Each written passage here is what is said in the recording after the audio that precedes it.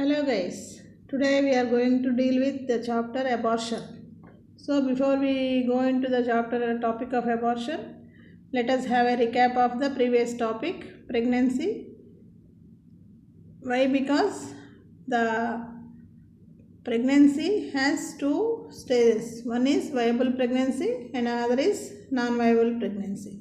So a non-viable pregnancy is the one which is before 180 days of gestational age. In that, the abortion, today's topic, comes under non-viable pregnancy. At the same time, we are going to deal with the topic in detail here. And also at the same time, what we can understand from abortion is it is an inherently different from other medical procedures because no other procedure involves the purposeful termination of a potential life. That means the life is taken away before completing its full period of gestation. And literally, what is the definition of abortion which we should know is one is legal definition and the other is medical definition. The legal definition is premature expulsion of products of conception from the uterus at any time before the complete period of gestation. What is the complete period of gestation? 40 weeks or else 280 days of calendar days. In that, any day, if the fetus gets expelled, it is called as abortion as per the law. But in medical definition, the medical termination of medical side, the definition of abortion is premature expulsion of products of conception from the uterus before the age of viability. The viability is 28 weeks or else it will be considered as 210 days. Then coming to the classification of abortion. So in abortion, mainly natural and artificial are the two major types. In natural abortion, isolated and recurrent. That means isolated maybe once it occurs and recurrent means repeatedly the abortion occurs. And artificial means it is also known as induced. In that also justifiable and the criminal. Justifiable, it by name itself it indicates that the abortion is done to do justice to the woman. And the criminal abortion is the one which is done in the other way. And the other is natural. Natural abortion, there are many types. They are mentioned here as threatened abortion, inevitable abortion, complete abortion, incomplete abortion, missed abortion and septic abortion. So why we should know all the details of different types of abortion are, the causes are different for each case. So to know the causes, we should know what is the scale of abuse in India. That means a woman or a girl or a female child is how is suffering, we should know. A child under 16 is raped in every 15 minutes, every 155 minutes, and a child under 10 every 13 hours getting raped in India. More than 10,000 children were raped in 2015, and also 240 million women living in India were married before they turned to 18. Why it is mentioned is the age at marriage for a female is 18 years and a male is 21 years is given by the government long back, but even today also we are not following that rule. And 53.22% of children who participated in a government study reported some or the other form of sexual abuse either by the co-students or by the teachers. In some or the other way they are facing the problem. And 50% of abusers whom we are seeing are known to the child or are persons in trust and caregivers.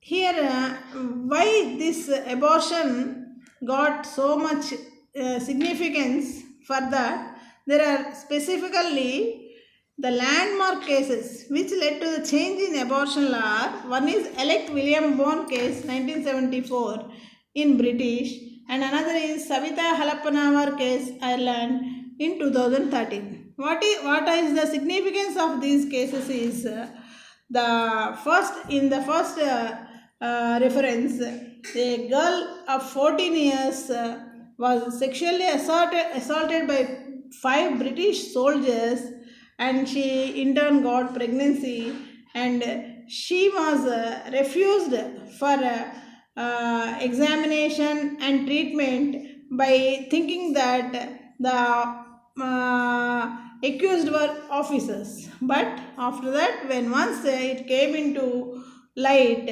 it was taken very seriously, and the MTP Act was taken into consideration.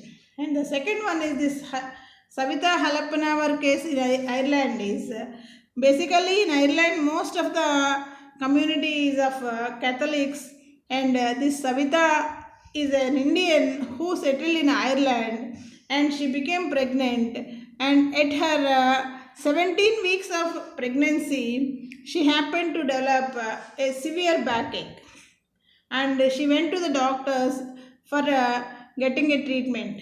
But the thing is, the doctors didn't consider about her pregnancy or anything else, and they just ignored her, and at some time she got her embryonic fluid spilled out with the rupture of the amniotic sac, and after that also the doctors ignored the patient, and ultimately she died of sepsis.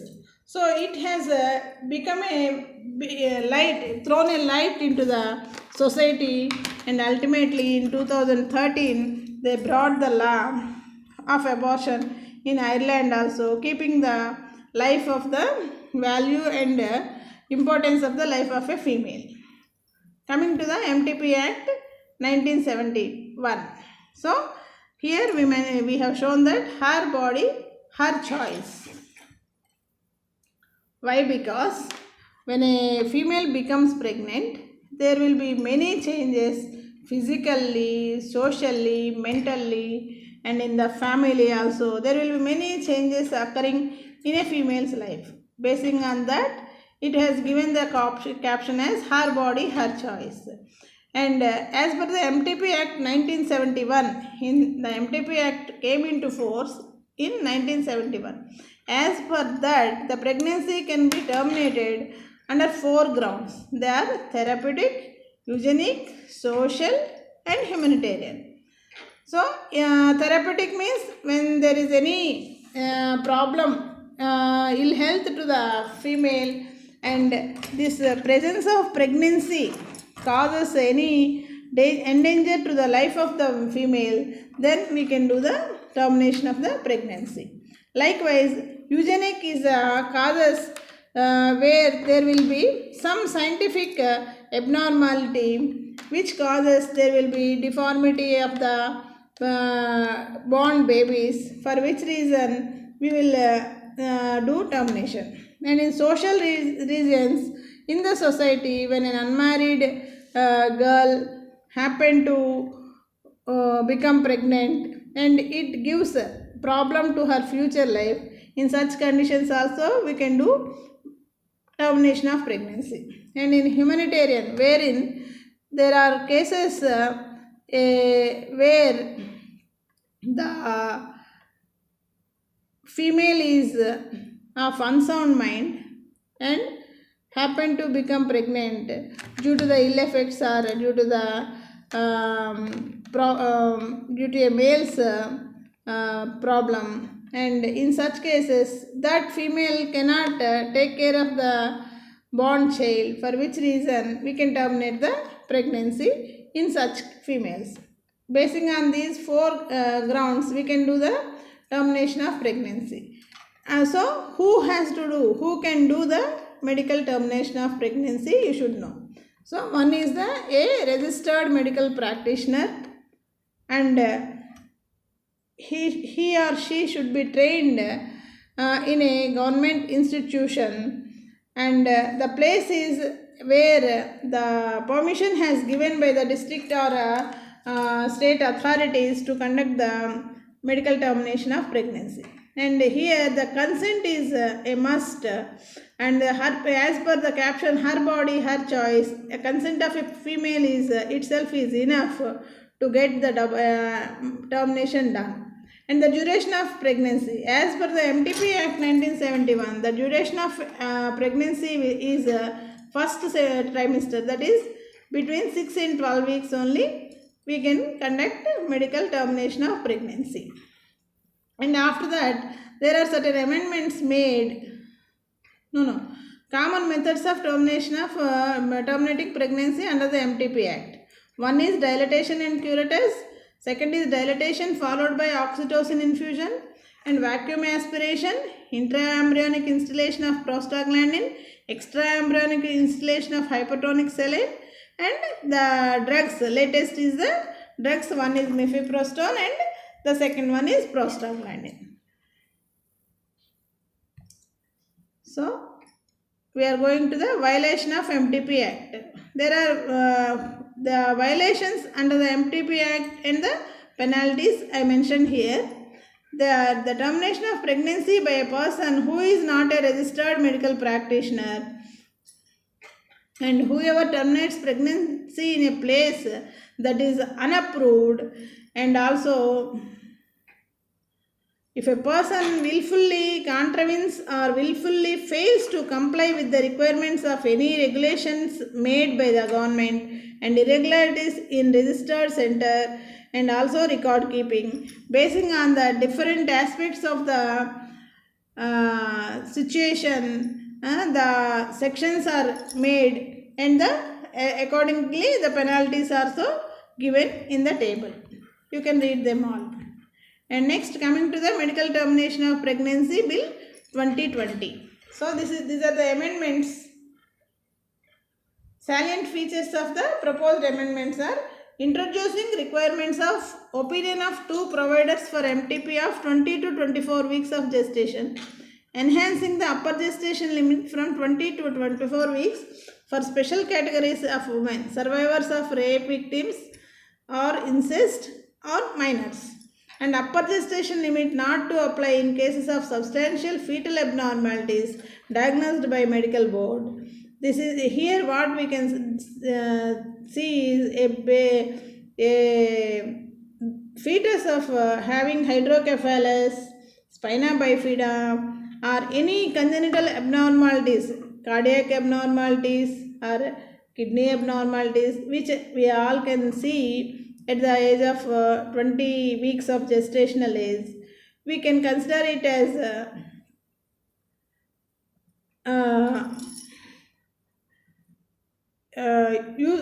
the continuation of pregnancy is of no use. Then we can refer the case to the medical board, and as per the opinion, after taking the opinion from the medical board, we can conduct the medical termination of pregnancy. And the main thing or the foremost thing is the name and particulars of women whose pregnancy has been terminated shall not be revealed. And the deaths associated with abortion in India particularly are worldwide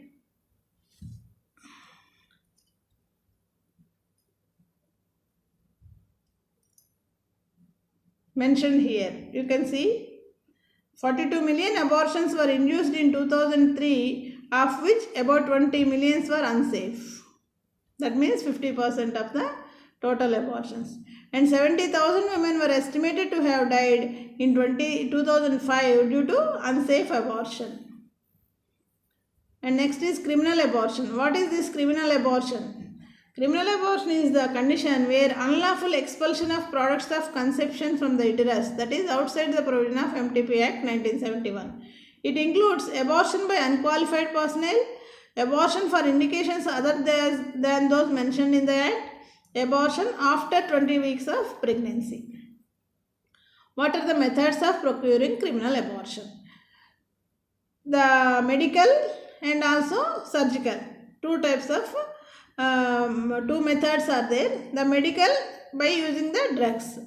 What are those drugs? Are ecbolics, emmenagogues, irritants of genitourinary tract, irritants of gastrointestinal tract, local application of irritants, and systemic poisons. And the other method is general violence. One is cupping, the second one is direct violence, and violent exercises. These are all the methods by which the criminal abortion is procured, and also most of the times this will be done by a quack. That means a doctor who is not a qualified person. And ultimately what happens, the female will go into a critical stage, and that time they come to the higher center for help. So what are the complications?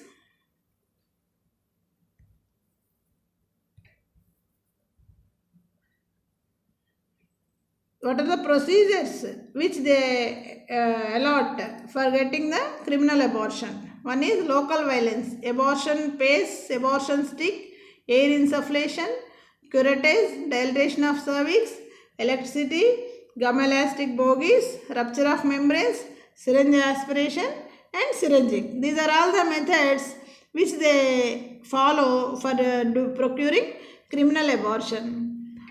So ultimately, what are the complications of this abortion?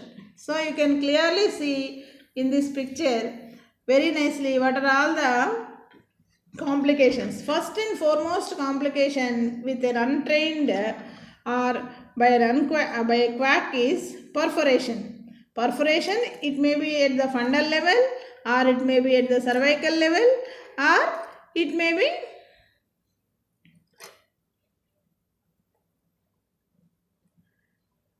between the fundus and the cervix, which ultimately causes the infection of the endometrium or damage to the viscera or peritonitis. These are the three complications which result due to perforation of the uterus at different places. And the other complications are sepsis, which occurs through bloodstream, or thrombophlebitis, or air embolism. These are the other three which are the result of flow of infection through blood.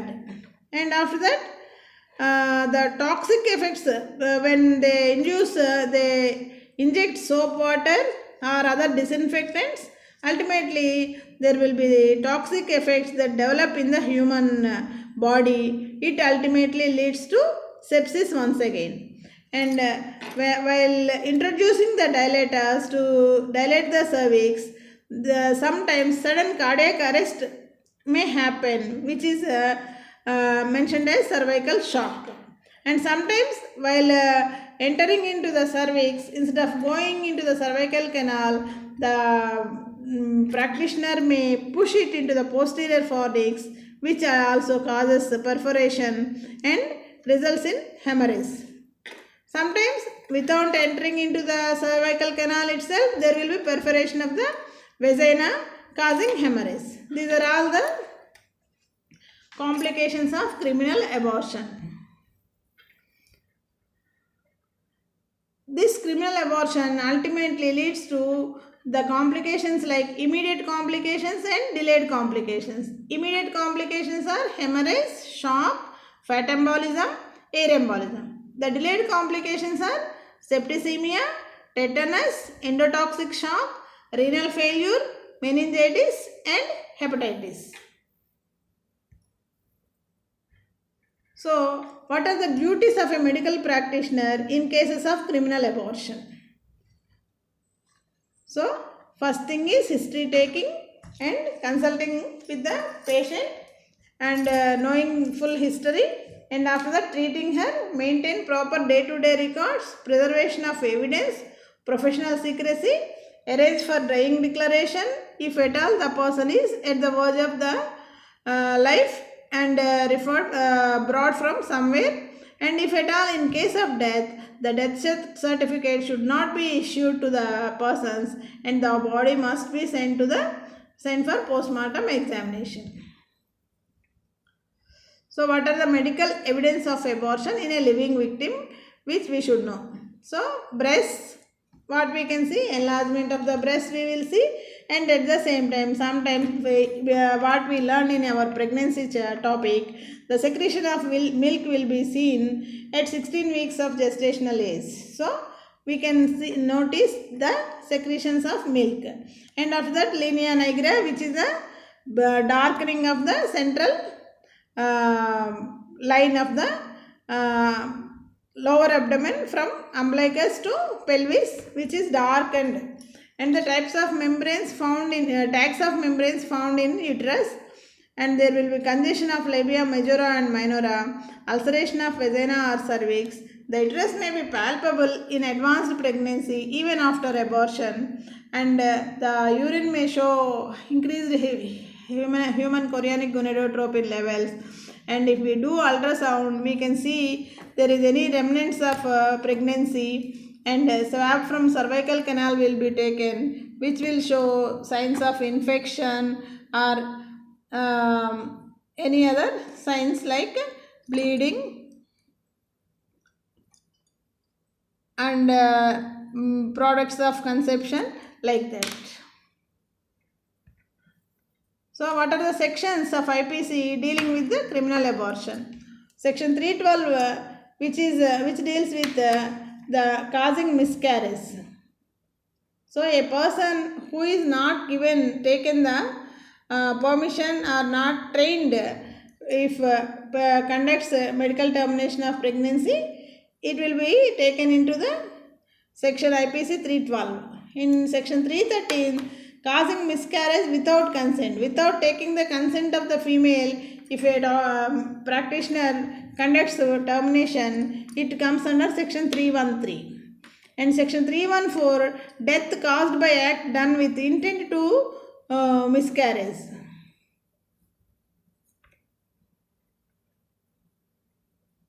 When once the person conducts termination, it leads to the death of the female, which is not anticipated by the person. It comes under section 314. And after that, section 315, where a child is not born alive, that means inside only the child fetus will be killed by certain methods. And section 316, causing death of a quick unborn child. Then coming to the Prenatal Sex Determination Act, commonly known as PNDT Act. In this act, why this act came into force is, at some time the female feticide rate has increased like anything due to the increased poverty and many other reasons. Every family wants a male child and they don't have sufficient financial status to take to bring up the children, more children. So when once they are limiting their family to the 1 or 2 children, mainly they want both the boys or 1 male and 1 female, if not only 1 male. Like that, the society and social factors and financial factors made the people mostly to give away the unwanted female child. When once that started happening vigorously, the government decided to bring an act in the name of PNDT Act. In this, how this was done is, before coming the act, how the abortions were done is by means of knowing the sex of the baby, by means of amniocentesis, chorionic villus sampling and ultrasound. These are the 3 methods by which a fetus can be known before 20 weeks of gestational age, whether it is female or male.